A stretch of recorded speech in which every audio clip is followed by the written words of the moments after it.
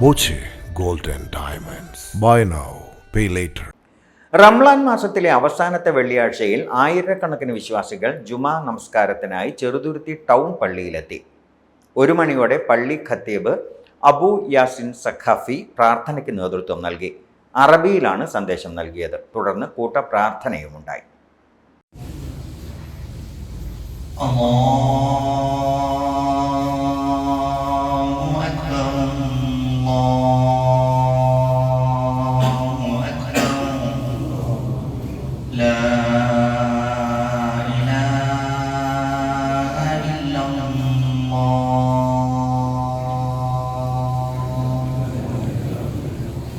കുട്ടികൾ മുതൽ മുതിർന്നവർ വരെ ആയിരക്കണക്കിന് വിശ്വാസികൾ പ്രാർത്ഥനയിൽ പങ്കെടുത്തു. പള്ളിയിലെത്തുന്ന എല്ലാ വിശ്വാസികൾക്കും എല്ലാവിധ അടിസ്ഥാന സൗകര്യങ്ങളും ഒരുക്കിയിരുന്നു. പള്ളി president Saidalavi Haji, secretary Shoukath Ali Saqafi, treasurer MK Siddique എന്നിവർ നേതൃത്വം നൽകി.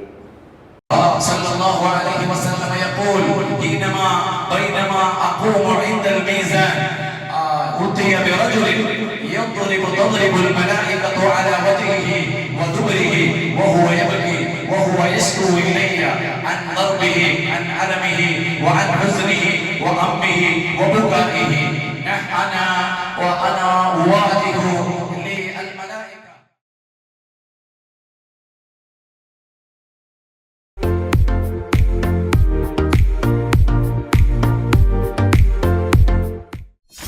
.view News. കാഴ്ചകളാണ് ലോകം. കണ്ടു തുടങ്ങുക.